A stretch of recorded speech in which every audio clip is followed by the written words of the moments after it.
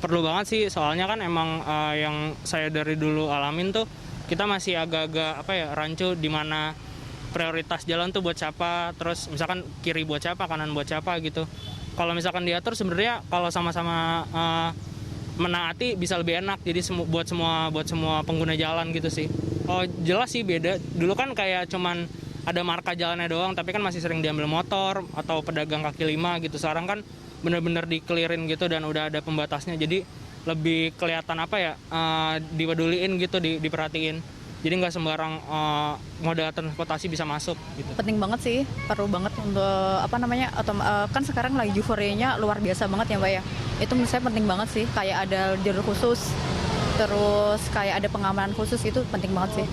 Beberapa jalur sih udah lumayan banyak ininya sih Mbak, jalurnya ya untuk pesepeda, cuman kurang diperluas saja sih gitu. Saya dari Jakarta Utara, itu beberapa belum ada jalur khususnya sih. Ya pemirsa, kita lanjutkan dialog kita pada hari ini. Masih ada Pak Toto di studio. Pak Toto, kalau kita melihat tadi ya, ada beberapa warga yang berkomentar bahwa pentingnya atau urgennya adanya peraturan terkait dengan pesepeda. Kalau kita melihat, pastinya kalau ada peraturan, tentu juga sudah didukung dengan infrastruktur dong Pak ya. Seperti apa Anda melihat infrastruktur di Jakarta? Apakah mungkin masih kurang atau ada yang perlu ditambah, seperti apa? Masih kurang. Masih kurang. Karena belum memenuhi keamanan dan kenyamanan. Yang sekarang uji coba pop-up bike lane itu sebenarnya baik ya, artinya dijaga oleh kon sepanjang Jalan Sudirman Tamrin dengan tali. Tapi itu pun kadang sering nggak konsisten. Belum jam 8 pagi udah diberes-beres, sore juga begitu.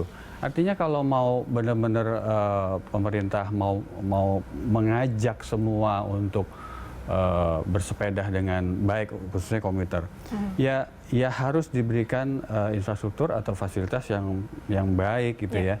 Nah, sebenarnya kan banyaknya pesepeda sekarang harus disambut baik. Ini adalah momen yang tidak boleh disia-siakan supaya teman-teman pesepeda yang baru yang banyak ini tidak hanya menggunakan sepedanya untuk olahraga dan rekreasi, tapi sebagai transportasi atau aktivitas sehari-hari. Nah, itu harus dibuat infrastruktur atau lajur sepeda yang aman dan nyaman. Iya, gitu. berarti perlu diadakan penambahan ya? Harus ya? Menurut saya harus. Oke, Pak Joko, tanggapan Anda seperti apa? Apakah infrastruktur di Jakarta cukup memadai atau mungkin ada yang harus ditambah, seperti kata Pak Toto? Ya, kalau melihat kondisi sekarang jelasnya tidak ya. Saya juga kalau ke Jakarta saya coba lihat jalur sepeda itu, ya apakah selamanya dijaga polisi? Ya, mestinya kan tidak. Artinya kalau sudah ada pembatas fisik, tentunya nanti kalau ada kamera-kamera sepanjang jalan itu mudah dipantau. Ya, tapi kalau cuma dikasih terikon, kemudian tali-tali itu tidak efektif. Ya, kita contohkan saja sebenarnya di Tiongkok. Di Tiongkok itu jalur sepeda itu semuanya terlindungi. Ya, kecuali mungkin kalau di dalam jalan lokal lah itu nggak apa-apa, tapi kalau sudah jalan-jalan besar itu harus terlindungi. Jangan yang hanya dikasih marka saja, itu tidak menjamin. Apalagi kelemahannya di kita itu adalah masih ada parkir di tepi jalan. Dan pengguna sepeda motor cukup banyak.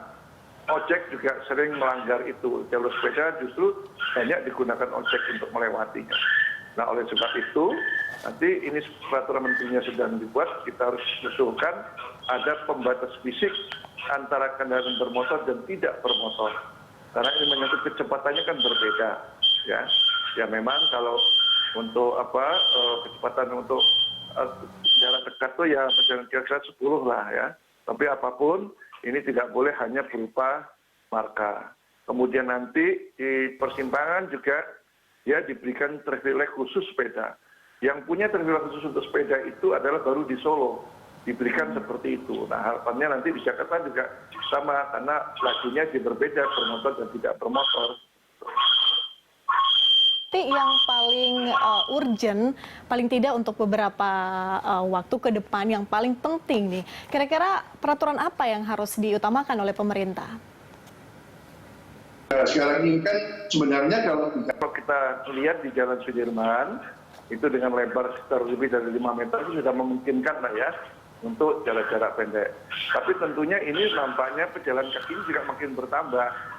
Ya, nah artinya ya yang sudah dibuat jalur sepeda yang warna-warna hijau itu, ya satu sisi dikasih besi pembatas. Kalau saya sarankan begitu, memang itu cukup panjang. Tapi kalau pakai APBD mungkin berat ya. Ya sudah besi pembatas itu nanti ada bisa dipasang iklan juga. Artinya tidak perlu APBD lagi. Ya, nah kalau sudah seperti itu, saya yakin para orang tua pun kalau melepaskan anaknya naik sepeda juga merasa tidak was-was lah. Tapi kalau kondisi seperti ini mesti khawatir juga dia. Nah oleh sebab itu kita desak nanti di peraturan perundang termasuk juga kalau sanksi di undang-undang sudah ada. Namun nanti ada revisi undang-undang lalu lintas ini sanksinya harus diperbesar lagi. Ya tidak hanya tadi 500.000 nggak usah, bisa ditinggikan lagi. Ya mungkin 5 juta atau 10 juta biar ada efek jerahnya itu.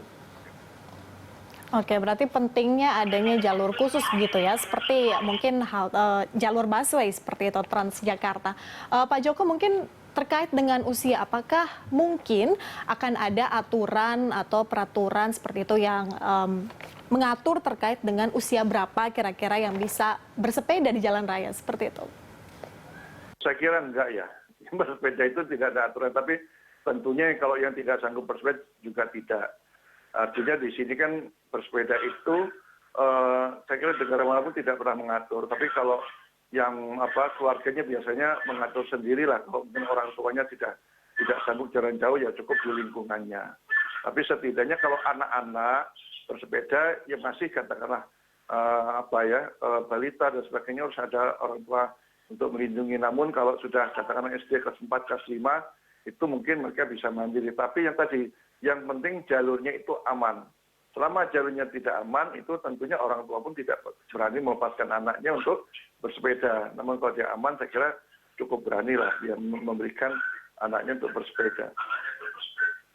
Oke, Pak Toto, kalau terkait dengan mungkin SIM bersepeda gitu ya, apakah ini perlu sebenarnya? Atau mungkin terlalu repot lah istilahnya harus ngurus ini, itu. Nggak perlu rasanya, itu malah mempersulit atau mengurangi pesepeda. Ya. Tadi yang Pak Joko sampaikan, jalur yang dibatasi yang oleh pembatas permanen, itu udah paling benar udah.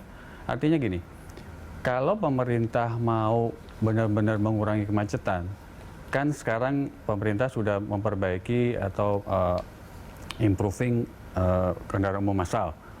Busway, MRT, nanti ada LRT. Nah, pedestrian sudah bagus, tinggal lajur sepeda, ya lebih tepatnya jalur sepeda. Jalur sepeda itu benar-benar dedicated. Yang Pak Joko sampaikan tuh bahwa memang harus permanen, memang harus dikondisikan. Kalau masyarakat protes, ya artinya itu biasa, hal yang biasa gitu. Saya pernah studi di Bogota, diajak oleh ITDP, itu kondisinya seperti itu. Dulu Bogota jauh lebih parah dari Jakarta. Tapi dengan komitmen wali kotanya, mereka bisa merubah semua sistem transportasinya sehingga lajur mobil itu dibatasi. Ya, kalau mau jarak pendek, jarak menengah pakai sepeda, jalan kaki. Kalau mau jarak jauh pakai busway. Jadi memang harus all out dan dikondisikan bahwa memang masyarakat harus beralih dari kendaraan bermotor ke kendaraan umum massal atau sepeda atau jalan kaki. Dan harus berintegrasi itu. Oke, Pak Toto dan Pak Joko, kita akan kembali, mungkin nanti kita akan berbicara soal alat-alat keselamatan ya untuk para pesepeda. Pemirsa tetaplah di Lancur, kami akan kembali usai jeda.